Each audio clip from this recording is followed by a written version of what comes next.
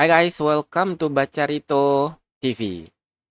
Ya, kita nggak akan bicara timnas, AFF, dan yang lain-lain karena itu udah selesai ya. Jadi udah tinggalin aja. Move on to the next. We go to the Premier League. Kita bicara soal Premier League di mana kemarin ada big match ya dengan big score, goal galore gitu.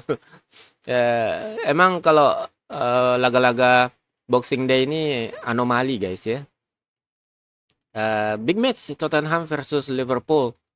9 gol guys tercipta. Apa yang terjadi? Apa yang terjadi dengan Tottenham? Gua nggak paham. Eh, Kayak Liverpool datang ke situ mengintimidasi dan Tottenhamnya takut guys. Kayak pemain mereka itu takut, terutama di lini pertahanan mereka yang jelek banget ya. Kalau gue bisa bilang, gue nggak bisa bilang satu dua pemain yang jelek, tapi hampir seluruh pemain bertahannya itu mainnya jelek. Eh, Kalau dari sisi penyerangan gue nggak punya komplain ya. Kalau dari sisi penyerangan Tottenham bisa cetak 3 gol. Jadi menurut gue itu cukup pantas. Eh, karena pertahanan Liverpool sekalipun bukan yang paling bagus. Ya kalian tahu lah duet Joe Gomez dengan Trent itu gue agak gamang kalau ngelihatnya ya. Joe Gomez dan Trent. Sebenarnya kalau ada Ibo atau Konate mungkin akan lebih tangguh dibandingkan Joe Gomez dan Trent. Kalian tahu sendirilah Trent ya. Kontribusinya di penyerangannya itu luar biasa 100% eh, hebat. Tapi kalau di pertahanan ya rada-rada minim gitu ya. Kalian lihat sendiri kemarin pemain sebelah kiri Tottenham bisa ngelewatin dia dengan mudah teman-teman ya. Itu tren ya. Memang lagi tren dia sih. Tapi yang jelek itu pertahanan Tottenham. Gua nggak paham, Cok. Eh, Mereka sering kehilangan bola sendiri di daerah pertahanan sendiri.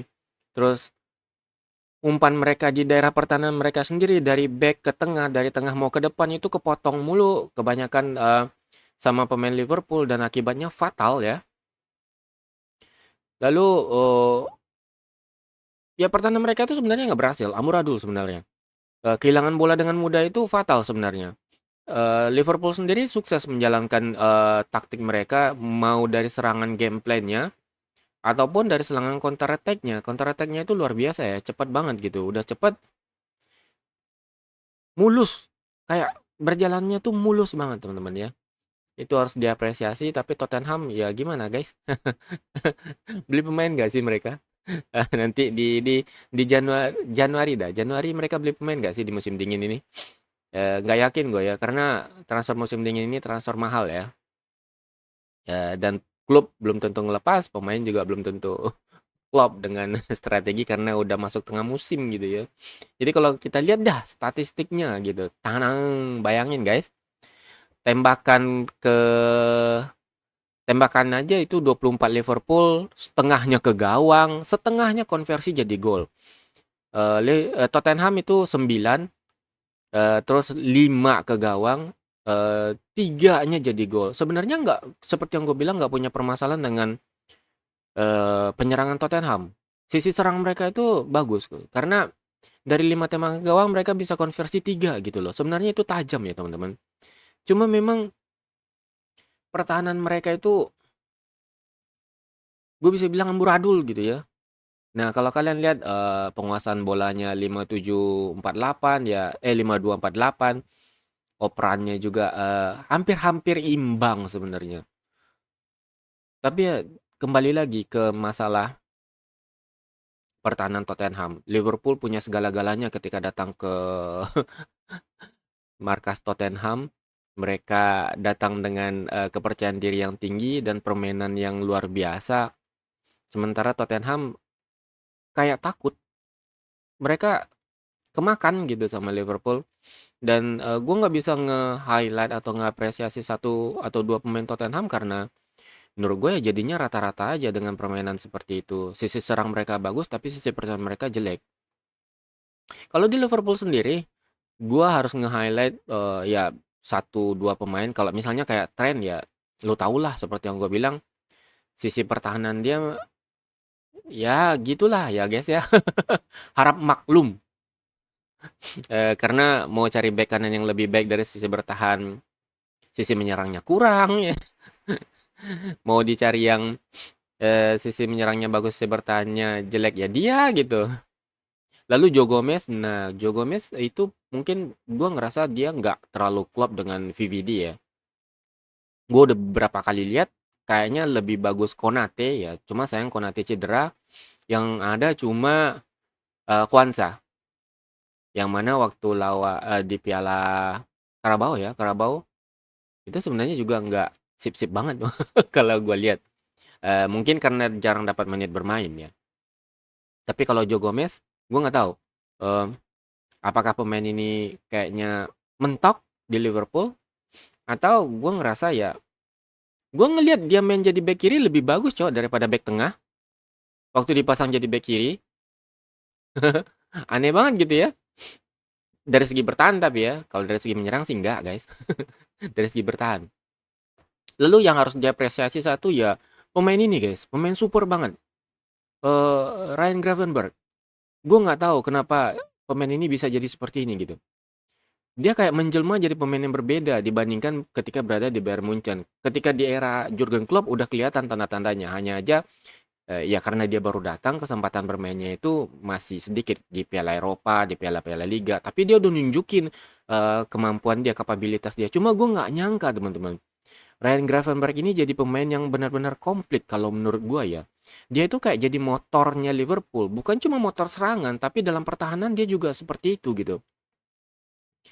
Gue nggak paham apa yang dilakukan Arne Slot. Tapi pemain ini kayak di tweak atau di upgrade itu banyak banget gitu. Terutama dari sisi bertahan, tapi dari sisi menyerang juga jauh lebih bagus ketika dia dibandingkan berada di Ajax bahkan di Bayern Munchen. Gua ngelihat ketika di Bayern Munchen itu dia kayak pemain yang malas banget bertahan. Sementara di sisi penyerangan dia juga nggak terlalu apa sih, segarang inilah kalau gue lihat. Sementara kalau di Liverpool terutama di era Arne Slot ini, dia jadi pemain yang komplit banget gitu. Kayak lu punya otot, lu kasih 110% untuk defense. Lu punya otak, lu kasih 110% untuk menyerang gitu. Dan dia bisa melakukan itu dengan sempurna gitu. Pemain ini kayak ngingetin gue sama Frank Rijkaard gitu. Jadi setiap kali dia bermain, gue seneng ngelihatnya tuh kayak ngelihat Frank Rijkaard, coy. Gue nggak tahu lagi siapa yang mau gue ambil sebagai contoh di pemain modern, tapi di pemain lawas, tipe dia ini kayak seperti Frank Rijkaard gitu. Lu bisa bayangin kalau seandainya Gravenberch ini selepas dari Ajax, main kayak gini gitu loh. Mampu bertahan, juga jadi motor serangan gitu. Gue yakin dia nggak akan pindah ke Liverpool, cok. Nggak apa-apa deh, gitu aja mainnya ya teman. Nggak apa-apa, jangan main bertahan di Bayern Munchen dah. Yang penting pindah dulu ke Liverpool baru.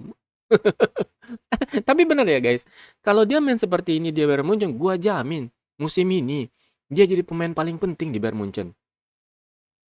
Tapi ya yang untung Liverpool gitu ya, dapatnya ya Bayern Munchen cuma balik modal doang. Tapi dapat pemain komplit kayak gini yang bisa diasah di umur yang masih muda, gue rasa Liverpool beruntung banget punya pemain seperti ini. Ditambah lagi temennya kayak McAllister ini ya bertahan bisa, menyerang bisa, kreatif juga bisa. Ditambah lagi playmaker mereka Szoboszlai, ya udah mereka bertiga ini udah ngebos lah ya, ngebos di midfield itu ngebos. Itu aja untuk Liverpool dan Tottenham. Super lah buat Liverpool. Tottenham perlu banyak PR sih untuk pertahanan mereka. Antara ya cari pemain baru atau ya perbaiki taktiknya gue nggak tahu lah. Karena kemarin itu mereka kacau balau sebenarnya di pertahanan. Kita bergeser ke MU.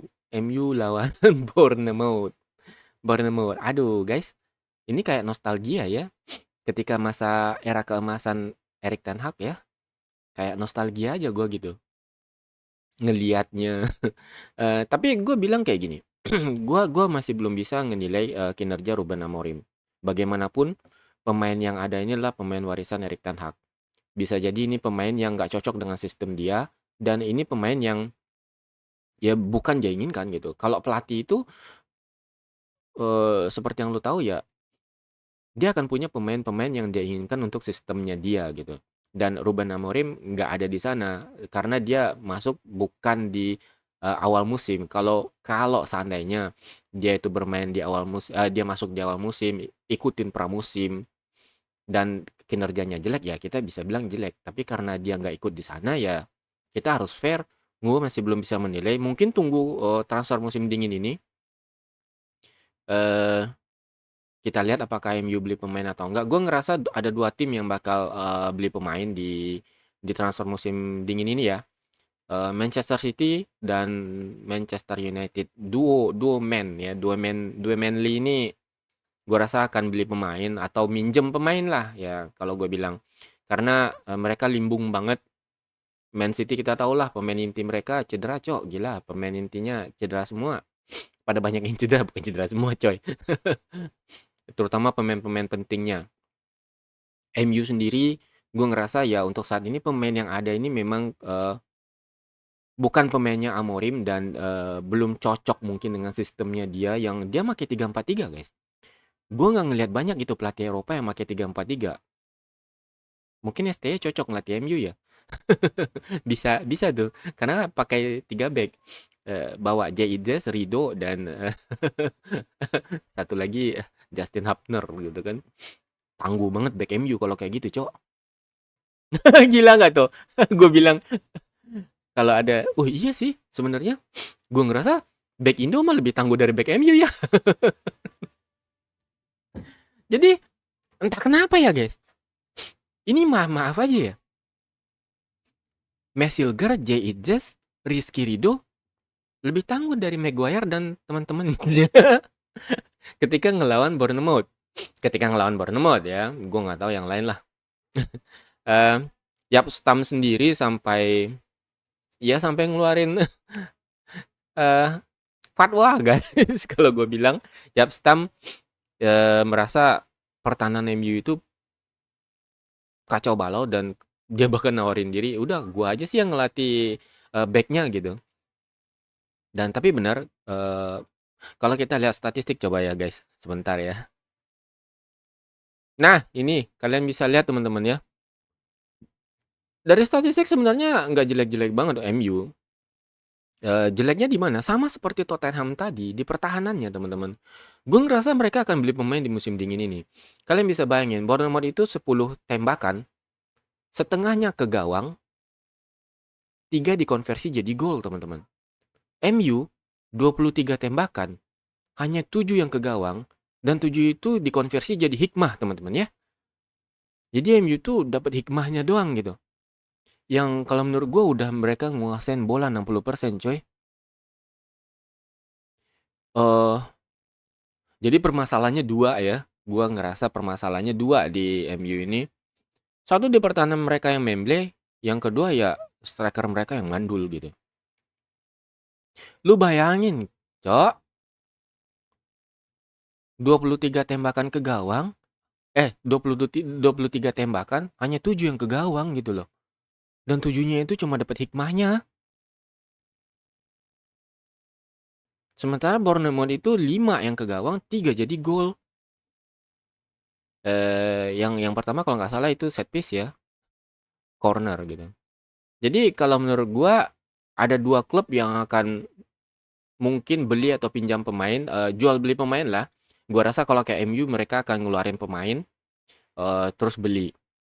Kalau kayak Manchester City, gua ngerasa mereka nggak akan jual pemain, tapi mereka akan pinjam atau beli gitu. Yang disantarkan katanya Lionel Messi bakal dipinjam. Kita lihat aja. Terus gua juga ngerasa kalau tim-tim kayak Liverpool, Chelsea dan Arsenal nggak akan beli pemain sih kalau menurut gua. Chelsea terutama ya. Kalau kalau gue ya, kalau gue secara pribadi nilainya terutama Chelsea lah. Mereka punya banyak pemain yang top ya. Dan mereka berada di periode yang lumayan stabil. Liverpool ya lu tau lah. Walaupun itu tim favorit gue tapi lu tau lah.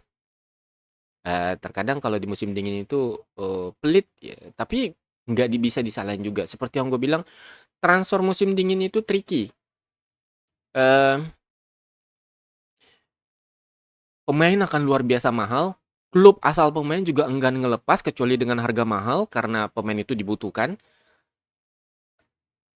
Pemain juga kadang-kadang belum tentu klop, guys, karena masuk di tengah musim, mereka belum tentu dapat tempat utama, jadi ya susah gitu. Itu terjadi berbagai banyak hal ketika di masa lalu seperti itu ya.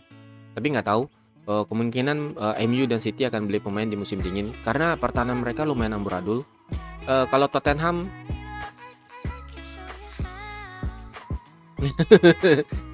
nggak tahu ya, Tottenham, eee, good luck dah.